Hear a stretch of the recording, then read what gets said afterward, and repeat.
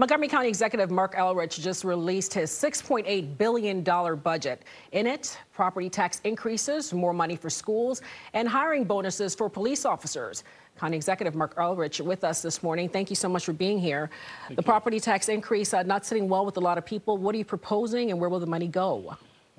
It didn't sit well with me. This is not something we were hoping we were going to have to do. Most of this money, in fact, all this money is being passed on. Provisional law requires 6 votes, and the money can only go to schools. And what we were confronted with was a budget request from the school system for $300 million over what we had done before. It's unprecedented. The most the county's ever gone over was $110 million in a year. But the needs in the schools are real. I think, we all know about learning loss. They still continue to have staff shortages. They have challenges in recruiting. And they felt that they needed to get teacher pay more in line. We used to be probably the best place to be paid. We're not the best place to be paid anymore. If you were a starting teacher, you wouldn't even qualify for our moderately priced dwelling unit program because your income would be too low. So there are a lot of challenges they're facing. So there was no way to take $300 million out of the remaining $1 billion of the budget that's fungible. And this is the only way to fund this. How much are you proposing increasing? We were going to do all $300 million. We were going to do 10 cents on the tax rate. If that would get them what they need, plus the money they got from the state would get them to $300 million. Like I said, I wasn't thrilled about this, and if this had been if they had come in and said, we want this money for programs as opposed to teacher pay, I wouldn't have done it. Well, one of the areas that money is needed is in hiring police officers. Yes. Montgomery County facing a big crime problem. I know you talked about the late night businesses and that safety plan in place. People, again, are very concerned about crime here. We see the numbers going up. What do you say to that? Well, it's a real thing. I mean, we're not going to pretend that it's not. And it's not just here, though. It's nationally, it's regionally. We're not alone in this. And I'd say that things seem to have come unglued socially coming out of COVID. There is more disconnection and more willingness to do things that are violent than there was before, and we've had to step up. So if you go to Silver Spring, you'll see security measures there that were never there before. Things we never talked about doing.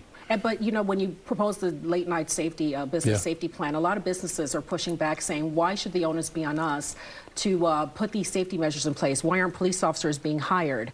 I know Montgomery County is down at least 100 police officers right now.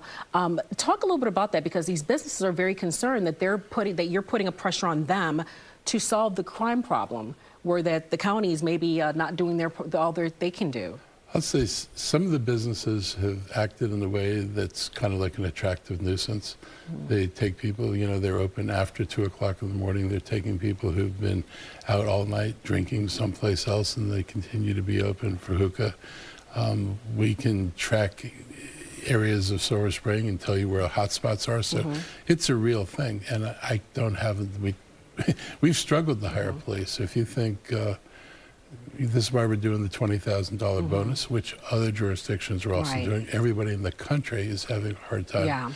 I put in the bill almost 4 years ago to raise police pay. The council wouldn't do it then, and we told them that we're having trouble recruiting. That wasn't persuasive then. Now I think there's support for this. In our last minute, I want to talk about expansion of 270, some problems there. One of the major developers bowing out. Where is the project now? Are you hopeful? Well, yes, because Moore has the same commitment that I do, is that we actually have to do something. I mean, our objection wasn't to doing a project, at least my objection wasn't to doing a project. It was the project was stunningly expensive, and it was kind of gifted to this Australian company. I think, I know they're going to go forward on the American Legion Bridge, which is the big choke point. They're going to look at the work that needs to be done on I-270 and the Beltway. We've got 2 other plans we can look at to see what other ideas were there for dealing with this. They weren't all as expensive as these plans. So I think we're in a good place to go forward. We're not back to square one. I've heard people say, well, are you back to, no, we're not back to square one. We got lots of things to pull from and figure out how to move forward.